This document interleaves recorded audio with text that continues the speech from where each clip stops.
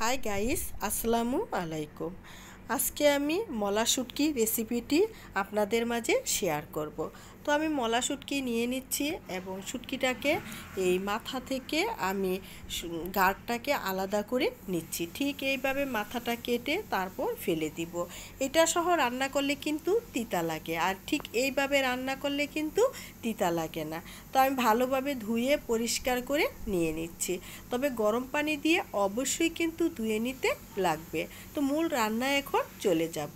তাই চুলায় প্যান বসিয়েছি আর চুলার ফ্লেমটা মিডিয়ামে রেখে দিয়ে দিলাম প্যানের ভিতর রেগুলার সয়াবিন তেল প্রায় হাফ কাপের মতো। আর শুটকি রান্না করব, এখানে কিন্তু তেলটা অবশ্যই বেশি লাগবে এবং পেঁয়াজ এবং সাথে জাল। শুটকি খাবো, জাল তো হতেই হবে। তারপর দিয়ে দিলাম রসুন কুচি, প্রায় 5-7টা রসুন কুচি করে নিয়ে নিচ্ছি। নিয়ে তারপর ব্রাউন করে ভেজে নিব। ব্রাউন করে ভাজার পর অ্যাড করে দিলাম পেঁয়াজ কুচি, প্রায় হাফ কাপ পেঁয়াজ কুচি অ্যাড করে দিলাম। পেঁয়াজ রসুন একসঙ্গে আবার ভালোভাবে ভেজে নিব। আর আমার মতো যারা শুটকি লাভার তারা অবশ্যই আমার ফুল ভিডিওটা দেখবেন। দেখার পর আপনারা পারফেক্টভাবে আমার মতো করে কুক করে নিতে পারবেন। আশা করি আমার ভিডিওটি দেখে আপনারা সকলেই হেল্পফুল হবেন। আর যারা নতুন রাঁধুনি অনেকেই কিন্তু শুটকি রান্না করতে ভয় পেয়ে যায়। দিয়ে দিলাম আদা পেস্ট 1 টেবিল চামচ, আর হলুদের গুঁড়া 1 টেবিল চামচ, মরিচের গুঁড়া 1 টেবিল চামচ। তারপর একটুখানি পানি অ্যাড করে দিলাম।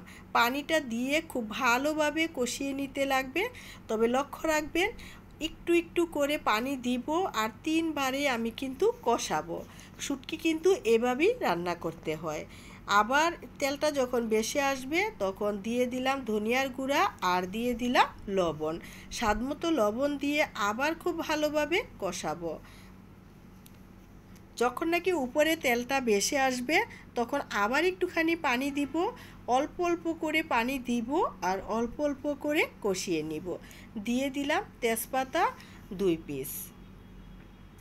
তো অলমোস্ট কষানো হয়ে গিয়েছে, এখন শুটকিগুলো অ্যাড করে দিলাম। তার সাথে কিন্তু আমি 2টা লাল মরিচ দিয়ে দিচ্ছি এবং এই লাল মরিচের ফ্লেভারটা এতটা ইয়াম্মি হবে যা বলার মতো না। আপনারা করে খেলে বুঝতে পারবেন।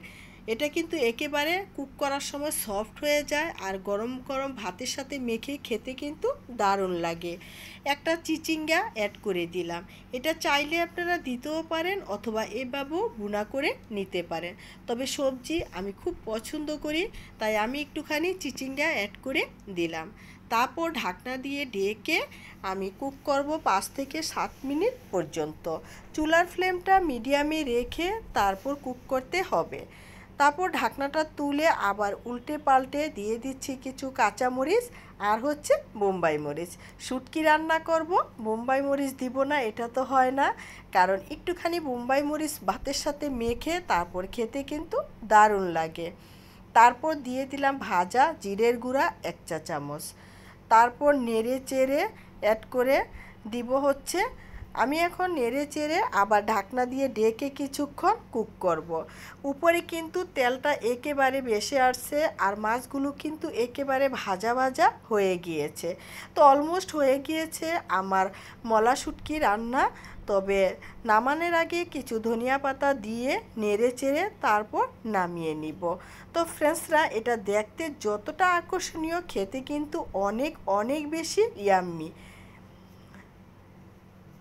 তো যাদের ভালো লেগে থাকে তারা ফ্রেন্ডস অ্যান্ড ফ্যামিলির সাথে শেয়ার করবেন আর অন্তত একবার হলেও ট্রাই করে দেখবেন, কারণ শুটকি পছন্দ করে না এমন মানুষ কিন্তু খুব কমই আছে।